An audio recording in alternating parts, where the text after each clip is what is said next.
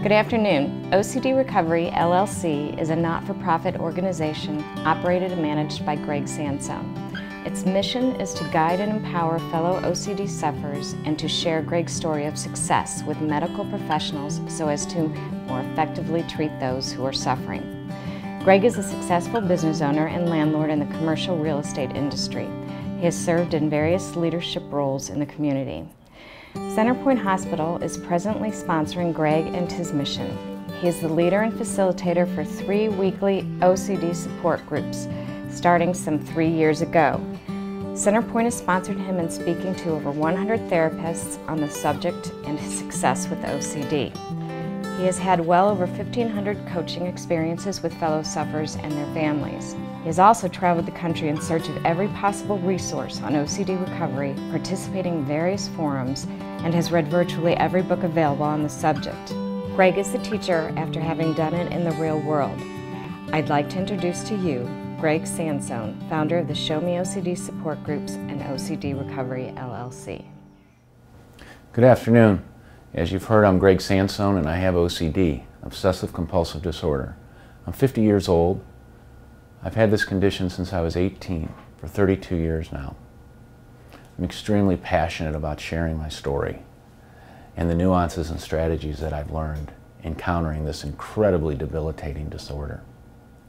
It took 17 years before I was diagnosed. I was in the complete dark, never went to a therapist or anybody for 8 years after this set in. And it was immediate, and it rocked my world. It then took 17 years for anybody to diagnose me and to tell me I had obsessive compulsive disorder on the cognitive level, pure and simple. Well, it wasn't so pure and simple for 17 years. No idea what was up. It was hell. It then took 25 years for me to find the proper help and to know what to do about it. So, OCD robbed me of 25 years of my life. And that won't happen again. And I'm on a mission to assure that it doesn't happen to anyone else. So that's part of my mission, is to share my story and my nuances and strategies that I've developed over the years in battling this debilitating disorder.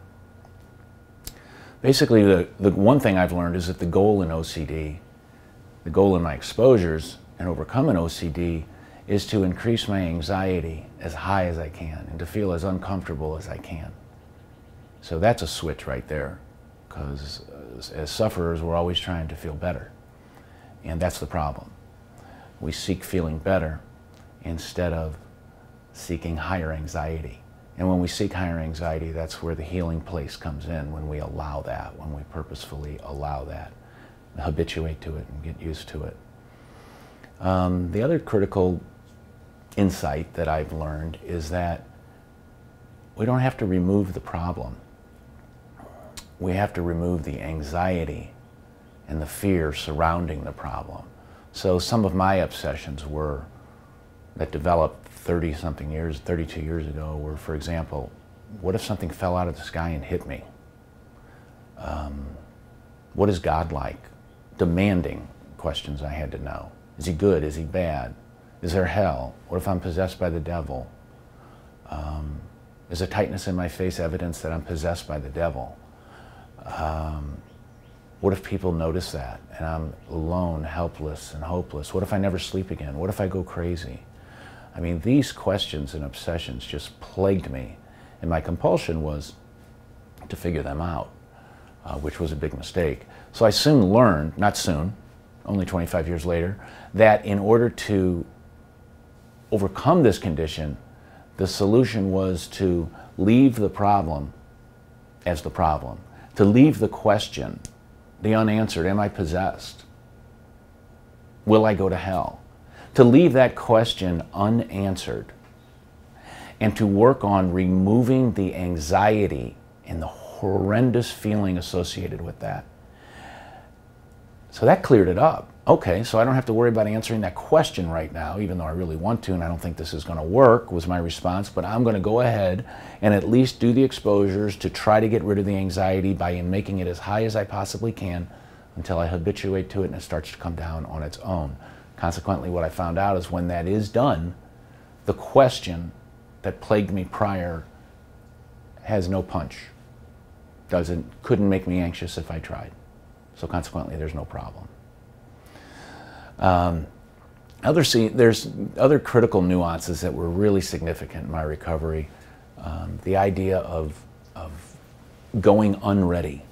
You know, and with OCD, we want to get it all together. We want to feel right. We want to have that clean feeling. We want to have our thoughts right. We want to know that we look right to other people. I want to know that my voice sounded good to other people.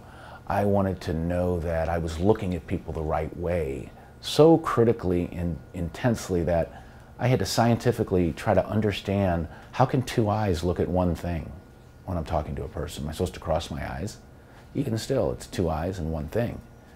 So, and all of these other involuntary functions with the body, such as breathing and sleeping and swallowing and blinking and all of these things, how do you do them?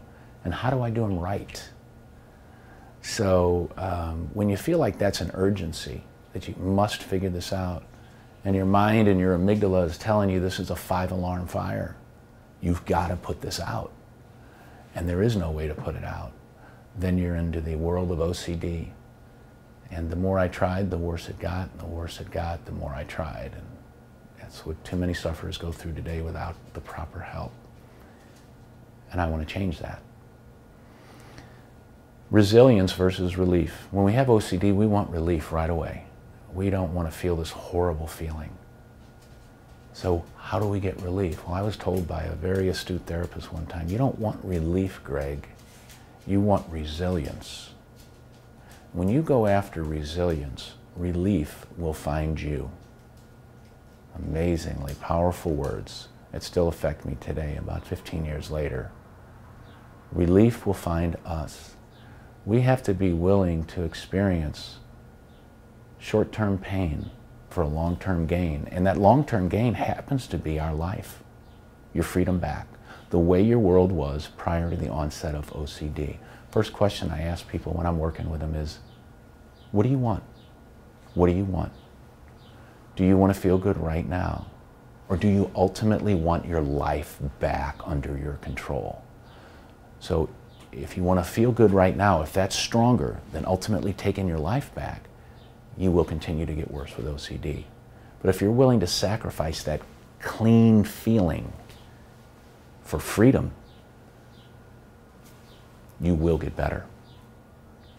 So I think it's very, very important that we reach out to people and let them know that it is not hopeless. They're not helpless. It's not their fault. There is no shame associated. They didn't cause it. And the critical thing that I ask people, and that I want to do more and more of as I travel with this message, is to put people in a place of choice. And to ask them, when you're thinking about giving up, have you truly tried everything to your best ability before you give up? Because that's what I had to ask myself 6 years ago. And my answer was no, I hadn't. Still didn't know if I didn't have any certainty that I was going to get out of this, but I knew I hadn't tried everything. So then it dawned on me, wow, as long as there's breath in my body, I could choose to continue to fight this, whether I was successful or not. Seemed like a better life than living under OCD's grip of torment and fear and loneliness and anguish and suffering. So that appealed to me. Wow, I can commit my life to fighting this, whether I get better or not. As long as there's breath in my body, I can fight this. And concurrently, I made a vow that if I do get better, I'll spend my life helping those who are in a place of choice of whether to give up or to fight. So that's why I do this now. I'm grateful to Centerpoint Hospital for sponsoring me. 3 support groups a week so far. I've been on the radio representing Centerpoint Hospital, speaking as an expert on recovery. I'm no guru. I'm just somebody who was really in the trenches and fortunately found their way out. And so I look forward to continuing with my mission to reach out to sufferers and to put them in their place of choice and to share my story. I was a mess. This OCD stole 25 years of my life. Now, I'm kind of mad at it. And my vengeance is to go out and help people that are in the place that I was. So to fellow OCD sufferers, I say to you, this is life or death choice. You have to choose if you want life or if you want death. And if you want life, you have to be willing to commit emotional suicide over and over and over again until it no longer feels like emotional suicide. That's what it comes down to. It is literal war.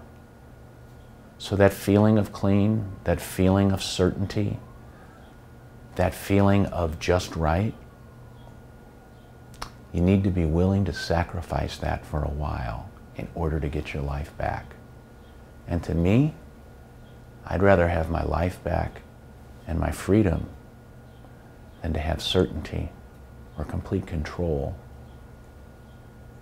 over involuntary functions in my mind and body and in God and in what ifs. The greatest response I have to what if OCD questions now are, I don't know. And then I move on and live my life. Am I happy? No.